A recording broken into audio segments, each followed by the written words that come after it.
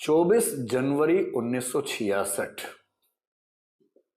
से 24 मार्च 1977 11 साल 2 महीने तक प्रधानमंत्री भारत में रही इंदिरा गांधी। 1980 में फिर वो पीएम बनी 4 साल के लिए, लेकिन ये 11 साल एक शासन को मिले, ऐसे ही नहीं मिल गए। जैसे इंदिरा गांधी पीएम बनने की रेस में आई, वो शास्त्री जी के शासन के दौरान सूचना मंत्री थी, कम्युनिकेशन इंफॉर्मेशन मिनिस्टर थी, और मोरारजी को अपने कद से नीचे लगा तो शास्त्री जी के मंत्रिमंडल में शामिल होने में उन्होंने अरुचि दिखाई। ये थी सूचना मंत्री। जब शास्त्री जी की मृत्यु हुई तो सवाल उठा फिर से कि अब कौन पीएम बनेगा। उस समय फिर कांग्रेस के अध्यक्ष कौन थे? के कामराज थे, क्योंकि वो 1964 से 67 3 साल अध्यक्ष रहे। और देखिए रोचक कि उन्हीं 3 सालों में 2 प्रधानमंत्री की मृत्यु हुई और उनको 2 बार मौका मिला किंग मेकर बनने का। इस बार मोरारजी ने कसम खा ली थी कि पीएम मैं ही बनूंगा, क्योंकि मेरा ही हक बनता है, सबसे ऊंचा कद मेरा ही है। इंदिरा गांधी इस 1.5-2 साल के पीरियड में, लगभग 1.5 साल मान लीजिए, कॉन्फिडेंस उनको आने लगा था कि वो शासन चला सकती है। उन्होंने अंदर ही अंदर ठाना हुआ था कि मैं पीएम बनूंगी, लेकिन उनको लेकर जो कामराज के मन में छवि थी, या जो बाकी निजलिंगप्पा जैसे नेता थे उनके मन में छवि थी, वो छवि, एक शब्द चलता है गूंगी गुड़िया। ये शब्द उस समय की भारतीय राजनीति का बहुत प्रसिद्ध शब्द हुआ था। के कामराज चाहते थे कि इंदिरा गांधी पीएम बने। क्यों? इसलिए नहीं कि वो अच्छी पीएम होंगी, बल्कि इसलिए कि मोरारजी को कंट्रोल करना उनके बस की बात नहीं थी। पर ये तो बच्ची है, गूंगी गुड़िया है। वो तो बाद में गुड़िया ने दिखाया कि गूंगी है कि नहीं है, लेकिन उस समय उनको लगा कि गूंगी गुड़िया है, इसको पीएम बना देते हैं, शासन हम चलाएंगे, इसको जो बोलेंगे कर देगी, इसे कंट्रोल करना आसान काम है। इस बार मोरारजी सहमत होने को तैयार थे ही नहीं। पिछली बार तो सहमति बन गई थी पार्टी में, इस बार मोरारजी अड़ गए कि ना, वोट करवाओ भाई। तो कांग्रेस की जो अखिल भारतीय समिति थी, कार्य समिति थी, उसमें इलेक्शन हुआ, इंटरनल इलेक्शन हुआ। और बहुत रोचक बात है, उस इंटरनल इलेक्शन में इंदिरा गांधी जीत गई, और तब यह हुआ कि कांग्रेस की तरफ से प्रधानमंत्री बनेंगी इंदिरा गांधी।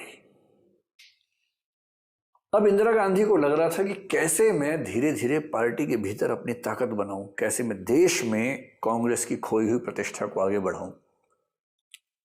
और तीसरा, सुप्रीम कोर्ट जो उसके हाथ से निकल रहा है, सुप्रीम कोर्ट के फैसले जो अटपटे आ रहे हैं, उन फैसलों को मैं कैसे पलटूं। सही भाषा में कहें तो इंदिरा गांधी के भीतर से एक महान नेता, या और थोड़ी खराब भाषा में कहूं तो एक महान तानाशाह के बनने की प्रक्रिया शुरू हो रही थी। वो समझ गई थी कि कांग्रेस के संगठन को, मोरारजी को, सुप्रीम कोर्ट को, इन सब को कंट्रोल करने का एक ही तरीका है कि मेरी पॉपुलैरिटी बढ़े। पॉपुलैरिटी कैसे बढ़ती है? 1967 के चुनाव में पहली बार कई राज्यों में गैर कांग्रेसी सरकारें जीती, जिनमें से एक सरकार पूरे बहुमत से जीती तमिलनाडु में, उसका नाम था डीएमके पार्टी।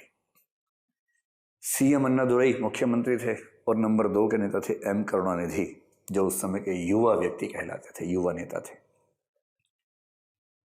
इंदिरा गांधी ने एक पॉलिसी बनाई। उनको लग गया कि जब तक मैं गरीबों के पक्ष में काम नहीं करूंगी तब तक बात बनेगी नहीं। और ये गोलकनाथ फैसले के बाद से गरीब लोग परेशान थे, अमीर बहुत खुश थे, राजा लोग, जमींदार लोग खुश थे, गरीब लोग परेशान थे। इंदिरा गांधी को समझ में आ गया कि अगर लोकतंत्र में आगे बढ़ना है तो गरीबों को पक्ष में लेना पड़ेगा। और गरीबी हटाओ जो नारा उनका 1970-71 में आया, उसकी बैकग्राउंड बनने लगी। और 10 सूत्री कार्यक्रम, 10 पॉइंट प्रोग्राम उन्होंने अपना अनाउंस करना शुरू कर दिया।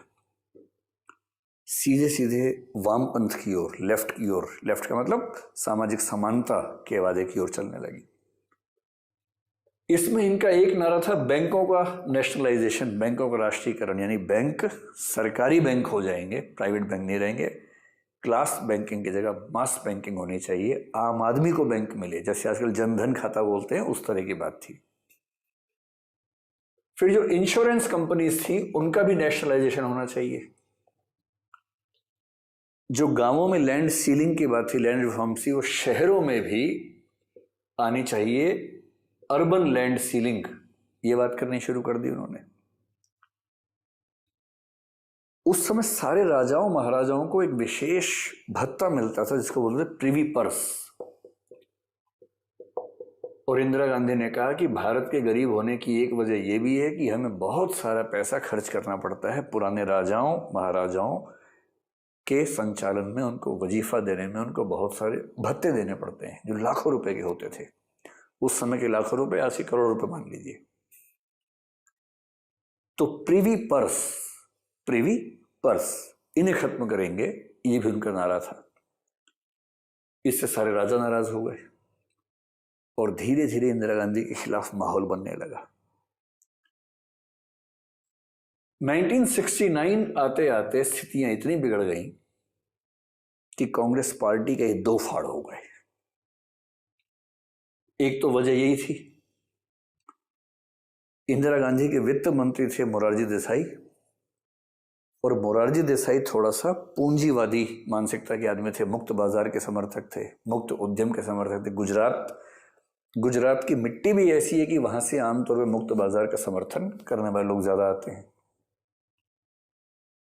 तो इंदिरा गांधी ने बैंकों के राष्ट्रीयकरण की घोषणा अपने वित्त मंत्री से बात किए बिना ही कर दी, और इस समय तक मोरारजी देसाई के पक्ष में आ चुके थे कांग्रेस संगठन के नेता के कामराज भी, और उस समय अध्यक्ष हो चुके थे 1969 में निजलिंगप्पा, आपने शायद नाम सुना होगा, उस समय कांग्रेस पार्टी के अध्यक्ष थे वो।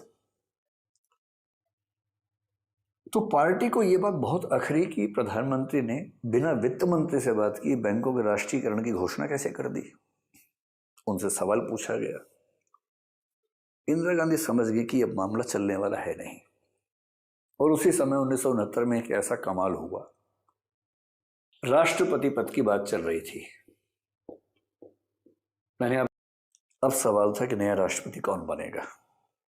कांग्रेस पार्टी में खूब विचार विमर्श हुआ, और विचार विमर्श के बाद तय हुआ कि राष्ट्रपति पद पर नीलम संजीवा रेड्डी चुनाव लड़ेंगे कांग्रेस की तरफ से। निजलिंगप्पा साहब ने घोषणा की।